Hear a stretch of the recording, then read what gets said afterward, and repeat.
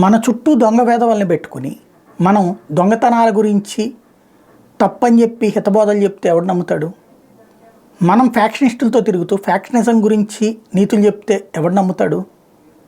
ఇది సహసిద్ధంగా గుర్తుపెట్టుకోవాల్సింది. పాలస్తీనా మానవ హక్కుల్ని హననం చేసి ప్రజల ప్రాణాలు తీస్తూ దేశభక్తి పేరుతో నాటకాలు ఆడుతూ సొంత ప్రజల్నే వేధించి లేదా సొంత ప్రజల్నే చదువుకోనివ్వకుండా ఉద్యోగాలు చేయనివ్వకుండా ఉపాధి సంగతి పక్కన పెట్టించి తీవ్రవాదం వైపుకి తీసుకెళ్లేటువంటి హమాస్ తీవ్రవాదులను తమ మధ్య పెట్టుకుని వాళ్ళందరూ వెళ్ళి ఇజ్రాయెల్ మీద దాడి చేస్తే ఇజ్రాయెల్ దాడి చేస్తే హమాస్ తీవ్రవాదులుగా సాధారణ ప్రజలు చూస్తున్నారు.